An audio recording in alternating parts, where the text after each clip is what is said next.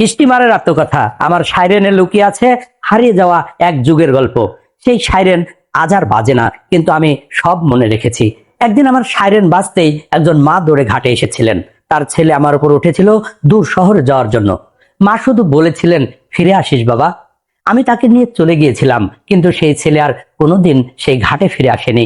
আমি সব দেখেছি, কারণ আমি শুধু স্টিমার নই, আমি মানুষের বিদায়, অপেক্ষা আর হারিয়ে যাওয়ার গল্পের সাক্ষী। ভ এই শব্দটা একসময় শুধু একটি সাইরেনের শব্দ ছিল না, এটা ছিল কারো যাত্রার ডাক, কারো বিদায়ের কান্না, কারো ফিরে আসার আনন্দ। আমি সেই সময়ের সাক্ষী, আমি স্টিমার।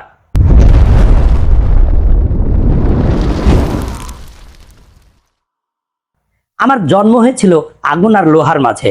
লোহার বিশাল কাঠামো, ভারী ইঞ্জিন, চিলমি আর ডেক, সবকিছু মিলিয়ে ধীরে ধীরে তৈরি হয়েছিল আমার শরীর। আমার বুকের ভেতর যেদিন প্রথম আগুন জ্বলেছিল, সেদিন মনে হয়েছিল আমার হৃদয় যেন প্রথমবার স্পন্দিত হচ্ছে। ইঞ্জিন গর্জে উঠলো, ধোঁয়া আকাশে উড়লো, আর তারপর আমার প্রথম সাইরেন ভ। সেদিন থেকেই নদীর সঙ্গে আমার সম্পর্কের শুরু। মানুষের ঘর থাকে মাটিতে, আমার ঘর ছিল নদীতে। ভোরের সূর্যোদয় আমার চোখের সামনে হয়েছে, দুপুরের তীব্র রোদ আমার ডেক পুড়িয়েছে, বিকেলের সোনালি আলো আমার শরীর ছুঁয়ে গেছে, রাতের অন্ধকারে নদীর কালো পানিকে আমি চিরে এগিয়ে গেছি। নদীর প্রতিটি বাঁক আমার পরিচিত ছিল, প্রতিটি ঘাট ছিল আমার আপন।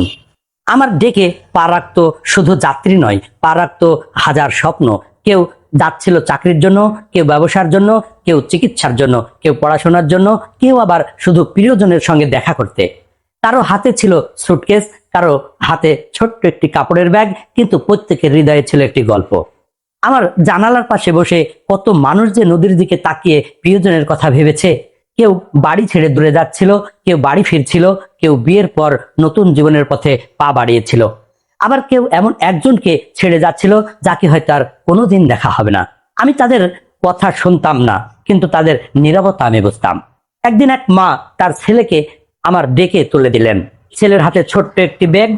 মা বারবার বলছিলেন, সাবধানে যাস। ছেলেটি হাসছিল, বলছিল, কিছু হবে না মা। আমার সাইরেন বাজলো, আমি ঘাট ছেড়ে দিলাম।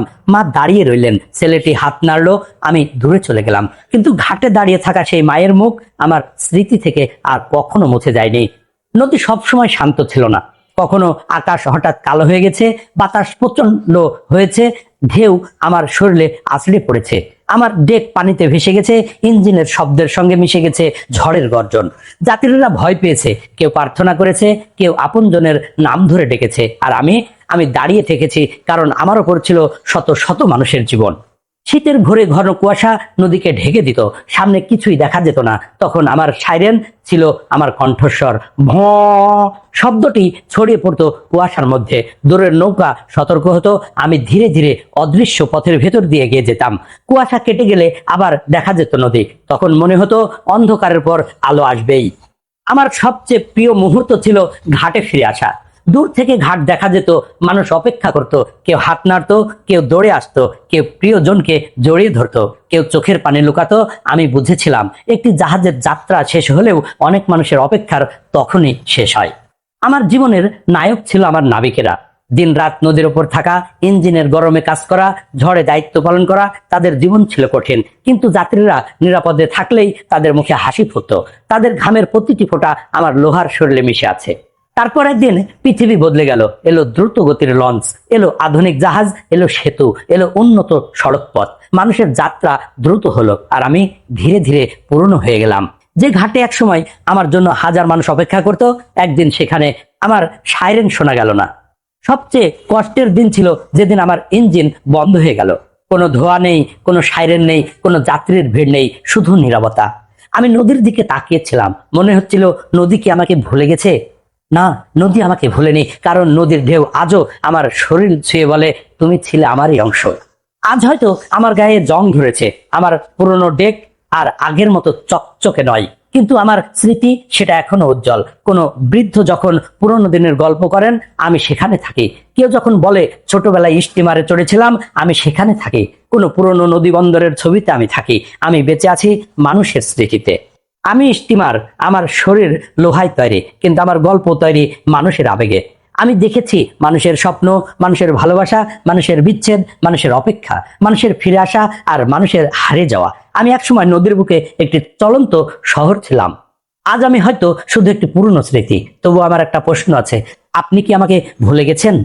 যদি কোনোদিন নদীর ধারে দাঁড়িয়ে দূর থেকে পুরনো কোনো সাইরেনের শব্দ শুনতে পান, একবার চোখ বন্ধ করবেন, হয়তো শুনতে পাবেন আপনার শৈশবের কোনো ডাক, হয়তো মনে পড়বে কোনো প্রিয় মানুষকে, হয়তো মনে পড়বে একটি পুরনো যাত্রা। কারণ কিছু শব্দ কানে শোনা যায় না, মনে শোনা যায়। ভঁ। আমি স্টিমার, আমি থেমে গেছি, কিন্তু আমার গল্প এখনো নদীর স্রোতের সঙ্গে ভেসে চলেছে। আপনি কি কখনো স্টিমারে চড়েছেন কোনো নদীতে কারো সঙ্গে? আর স্টিমারের কোন স্মৃতিটা আজও আপনার মনে সবচেয়ে বেশি আছে? কমেন্টে লিখে জানান। আপনার একটি গল্প হয়তো অন্য কারো হৃদয়ে হারিয়ে যাওয়া একটি স্মৃতি জাগিয়ে তুলবে। ভিডিওটি ভালো লাগলে একটি লাইক দিন। আপনার শৈশবের বন্ধু পরিবারের সঙ্গে বা পুরনো দিনের সঙ্গীদের সঙ্গে ভিডিওটি শেয়ার করুন। আর হারিয়ে যাওয়ার সময় মানুষ, বস্তু ও জীবনের অজানা গল্প শুনতে আত্মকথা পেজটি ফলো করে রাখুন। যারা ইউটিউব থেকে দেখছেন তারা এখনই চ্যানেলটি সাবস্ক্রাইব করুন। মনে রাখবেন, সাইরেন থেমে যেতে পারে, স্টিমার থেমে যেতে পারে, কিন্তু স্মৃতি কখনো থামে না। আমি স্টিমার, আমার শেষ যাত্রা হয়তো অনেক আগেই শেষ হয়েছে, কিন্তু আমার গল্পের যাত্রা এখনো চলছে, নদীর ঢেউয়ে, মানুষের স্মৃতিতে আর আপনাদের হৃদয়ে। আবার দেখা হবে নতুন কোনো আত্মকথা নিয়ে।